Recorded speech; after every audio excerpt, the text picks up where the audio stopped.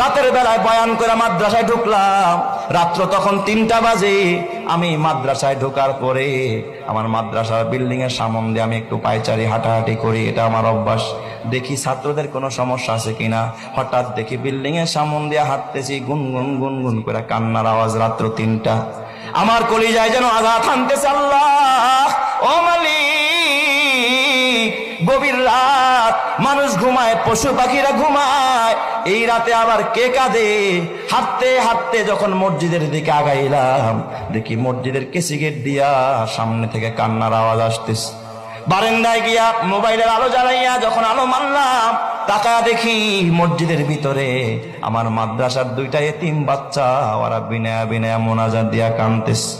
আমার মনটা অনেক খারাপ হয়ে গেল। আরে মালিক, একটার বয়স 10 বছর, আর একটার বয়স 7 কি 8 বছরের বাচ্চা, রাতের বেলায় কাঁদতেছে তাহাজ্জুদের নামাজ পড়া।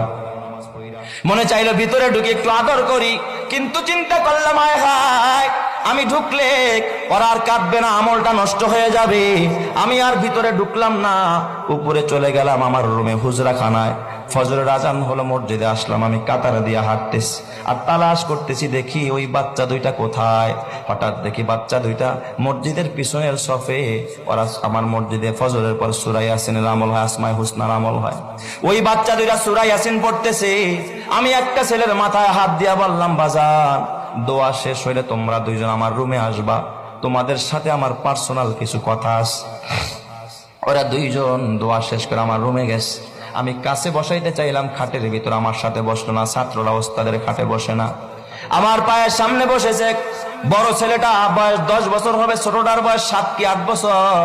জিজ্ঞাসা করলাম, মাথায় হাত দিয়া, বাজান, রাতের বেলায় তোমাদের 2জনকে কাঁদতে দেখছি, কারণটা কি খুলে বলো। বড় ছেলেটা জিজ্ঞাসা করার সঙ্গে সঙ্গে তাকায় দেখি হাউমাউ করে কাঁদতেছে, গাল বায়া বায়া পানির ফোঁটা পড়তেছে। আমার ডাক দিয়া, হুজুর আপনি কি চিনেন না? আমরা 2জন আপন ভাই, এটা আমার ছোট ভাই, আমার বাবা আজকে দুনিয়াতে বাইচা নাই। হুজুর আমরা 2জন এতিম, আমার মা, আমার ছোট্ট একটা বোন আছে, এই বোনটাকে নিয়ে একটা বস্তিতে ভাড়া থাকে। হুজুর মানুষের বাড়িতে বুয়ার কাজ করে, এটা দিয়ে আমাদের সংসার চালায় আর আমাদের পড়াশোনা হয়। হুজুর শোনেন, আমার ভাইটার চিকুনগুনিয়া জ্বর, আজ থেকে 4-5 বছর আগে সর্বত্র চিকুনগুনিয়ার ছড়াছড়ি। হুজুর আমার ভাইটা বোর্ডিং এর খাবার, এত নরমাল খাবার, আমার ভাইটা কোনোদিন 1 লোকমা, কোনোদিন আধা লোকমা, কোনোদিন একটু ডাইলের পানি চুমুক দিয়া খায়। জ্বরের মানুষ 7 বছরের বাচ্চারে মা বাবারা নুডলস রান্না করে খাওয়ায়, হরলিক্স খাওয়ায়, গরম পানিতে গোসল করায়, মা নিজে খাওয়ায়া দেয়। ওই বাচ্চা মা বাবা সারা বাচ্চা। ও হুজুর।